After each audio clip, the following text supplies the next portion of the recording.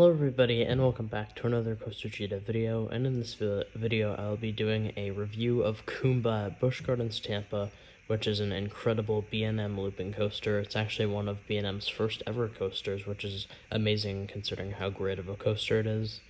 And yeah, so I'm surprised that I haven't done a review of this coaster already. However, let's get into it by going over the coaster's layout. So you start by climbing the awesome, beautiful lift hill. This coaster has such beautiful colors, and yeah, this lift hill is just, the whole coaster is beautiful, but I will talk about that even more later. So yeah, you will climb your 143-foot lift hill, and then you have a little pre-drop, it's like a little dip, kind of like on Raging Bull and Apollo's Chariot, and then you'll go down a kind of twisting, swooping drop. This is like a GCI drop, like one of their drops, and it's not a very great drop. It's a little, like, you'll get some laterals, but definitely no airtime or anything. And at the bottom of that first drop is where the train will hit 60 miles per hour, which is this coaster's top speed. And then you go into what is, it might be my favorite part of the ride, which is the vertical loop that goes like up around the lift hill, like it's interlocking. And this is just great. I usually gray out at this moment. It's a great inversion, very intense. And yeah, I really do love it. And I think it's underrated when people talk about it. I know it's a really photogenic like element. However, I don't really hear a lot of people talking about how good the element itself is. But then you go into a dive loop, and I'm pretty sure this is actually the first coaster ever to feature a dive loop. So back then it was very, unique and stuff, but now it's not. So yeah, you take this dive loop at a pretty high speed, and then you go up into what a lot of people consider the best element on this coaster, and I'm not really sure if I can say that. However, it is definitely in the top 3 best on this coaster, which is the awesome zero G roll. You just fly through this thing, crazy.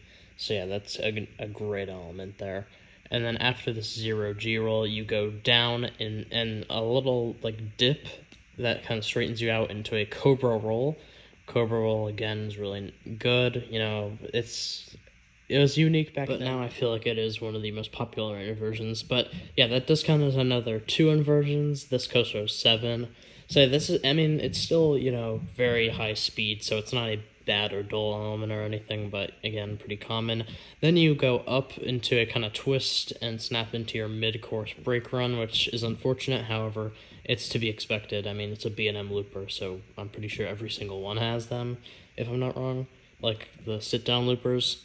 So after this, you drop another twisted drop into what is probably the most well-known element on this whole coaster, the interlocking corkscrews, and it is incredible. It's very awesome, again, very photogenic. So you go into your corkscrew, your first corkscrew right after the drop off the mid-course, and then into this high-speed, very, tight banked turn that drops you into your second little corkscrew there, and both of these are pretty snappy corkscrews. I do like them. However, they are awesome to see and photograph and video. So yeah, awesome. This whole ride is very photogenic. And then you go drop after the second corkscrew under the little pathway there, and go into this almost like a little stangle dive into a tunnel. This is very great. You go into a kind of helix, and this tunnel is extremely loud, by the way, but then you go to this extremely low to the ground helix that you will wrap around up into the final brake run. So yeah, a very nice layout on this coaster here. It's kind of like a standard B&M looper layout. However, when it was first built, it was all unique. So yeah, great layout there. Again, it's such a beautiful ride. So yeah, let's get into my likes and dislikes. Not a lot of dislikes. I'd say the trains are a dislike, but again, it is to be expected, so I don't really have a problem with them. I'd say the trains do look a little bare, though. They're just like yellow with the Busch Gardens logo on the front car. So not the best, the most beautiful trains or whatever. I'd like to see them kind of more themed.